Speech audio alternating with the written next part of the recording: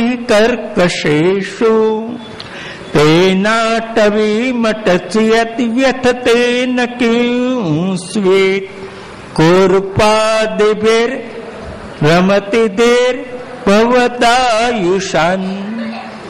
ભવદાયુષ્ય આપને માટે જ અમારું જીવન છે. છેલ્લા શ્લોકમાં પણ એ જ વાત, જે ઉપક્રમમાં એ ઉપસંહારમાં.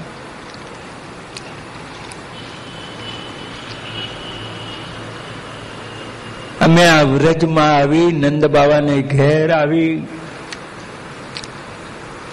એક આપને માટે અમે ગોપી બની. અને આપ અમારો ત્યાગ કરીને જતા રહો. અમે આપની કહેવાઈએ. ગોપી એટલે કૃષ્ણની જ, બીજા કોઈની નહીં. અને આપની હોવા છતાંય તમામ વિચિન્ન વતે આપને શોધવા માટે અમે રાતના આ રીતે અમે આમ ભટકી રહી છે. અમારી આ દશા એ દૈત દ્રશ્યતા જુઓ. આપ અમારી દશા જુઓ. અમે પારકા ના હોત તો કદાચ તને શોધવો પડે, અમે તો તારા જ, અને તારા હોવા છતાંય તને શોધવા આ રાતના વનની ઠોકરો ખાઈએ, અમે રડીએ. આ અમારી દશાની તને દયા નથી આવતી.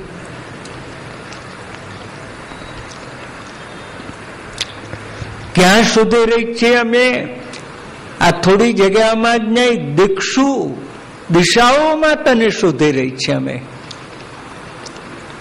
આ દિશાથી આ દિશામાં દોડીએ છીએ, આ દિશામાંથી આ દિશામાં દોડીએ છીએ તને શોધવા માટે. તો એક કૃષ્ણને શોધવા માટે ગોપીજનોને આટલો પરિશ્રમ કરવો પડે, તો આપણને ઘેર બેઠા કૃષ્ણ મળી જાય. એને માટે પ્રયત્ન કરવો પડે.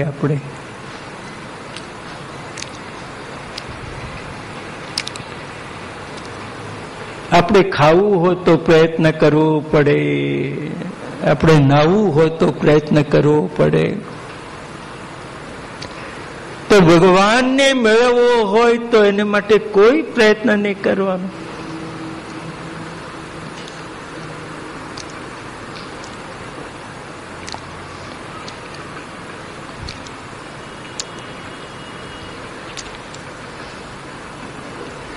પ્રભુ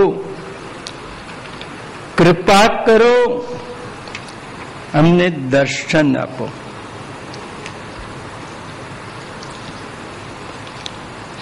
અમે તો ઘેર અમારા કામ કરતી હતી. એક ગોપી કે હું દૂધ દોતી હતી, બીજી કહે કે હું શીરો શેકતી હતી, ત્રીજી કે હું થાળી પીરસતી હતી. અમે અમારા કામ કરતી હતી અને તે વેણુનાથ દ્વારા અમને બોલાવ્યા, ત્યારે અમે અહીં આવી છે.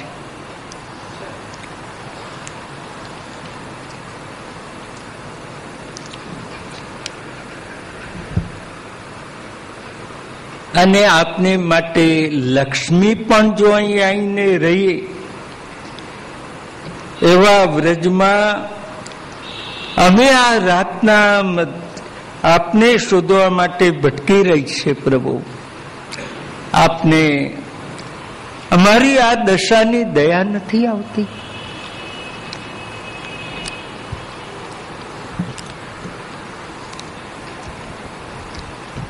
પ્રભુના જન્મનો આનંદ ઉત્સવ એ વ્રજભૂમિએ વિશ્વને આપ્યો,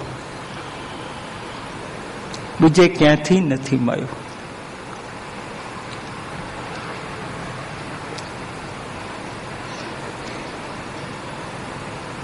રામ જયંતીનું વ્રત મળ્યું પણ મહોત્સવ ન મળ્યો.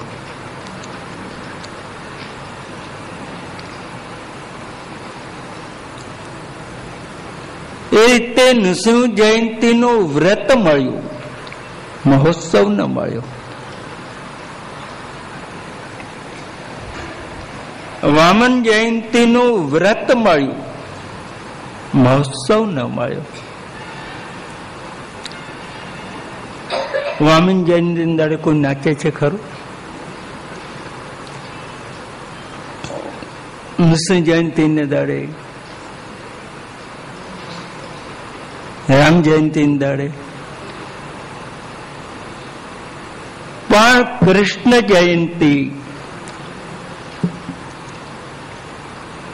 એને એકલું વ્રત નહીં, મહોત્સવ મળ્યો.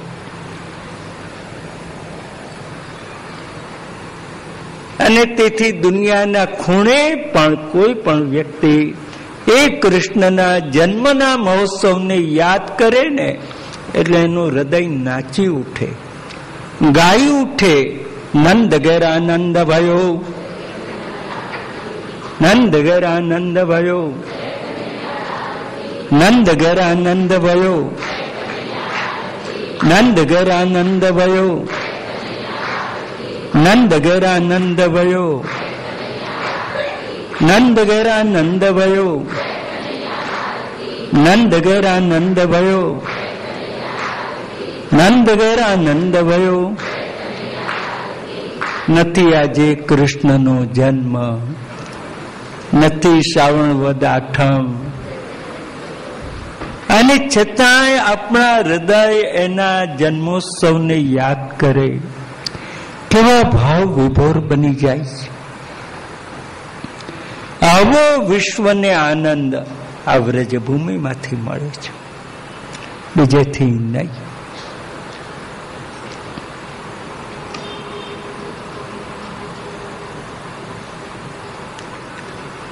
प्रभु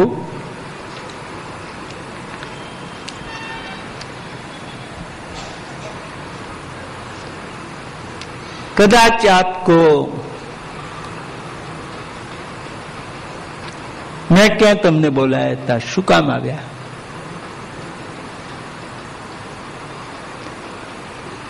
તો અમારે તો નહોતું આવું, પણ તે ચોરી કરી. કેવી રીતે? શરદુદાશયે સરસ જોદર સુરતનાથ તે શુલ્કદાસિકા વરદને જ્ઞતો નેહ કિં વદઃ.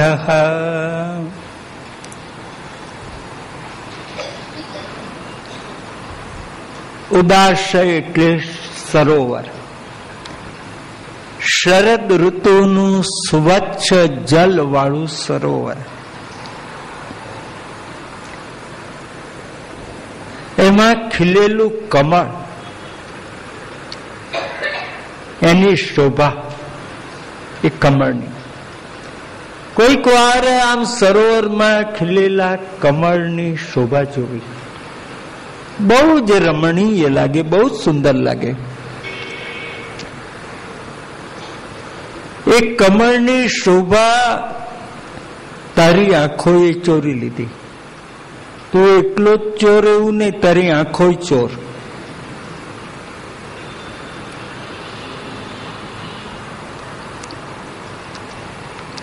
કેટલું સુરક્ષિત કમળ હતું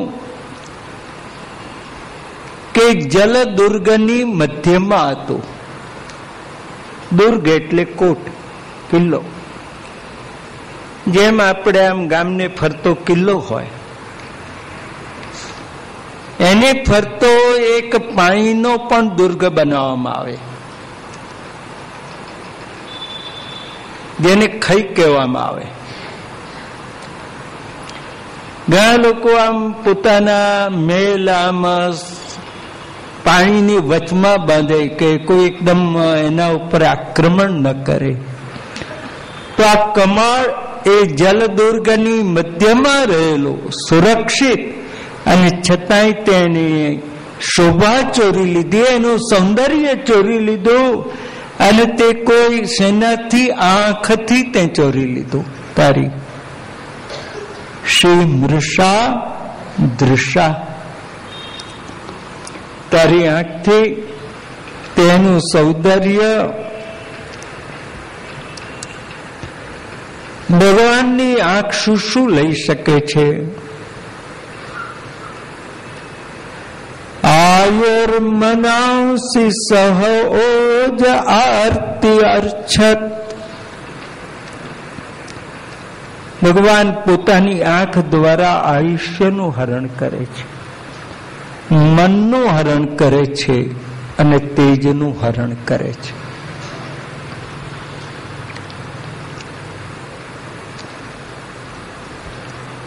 પોતાની દ્રષ્ટિથી આ ત્રણ વસ્તુનું ભગવાન હરણ કરે છે.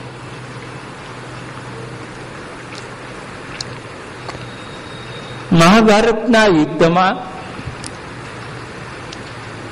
બે સેનાની વચમાં રથ લાવીને ભગવાન ઉભો રાખ્યો, અને કૃષ્ણે કૌરવોની સેના ઉપર આમ પોતાની નજર કરી છે.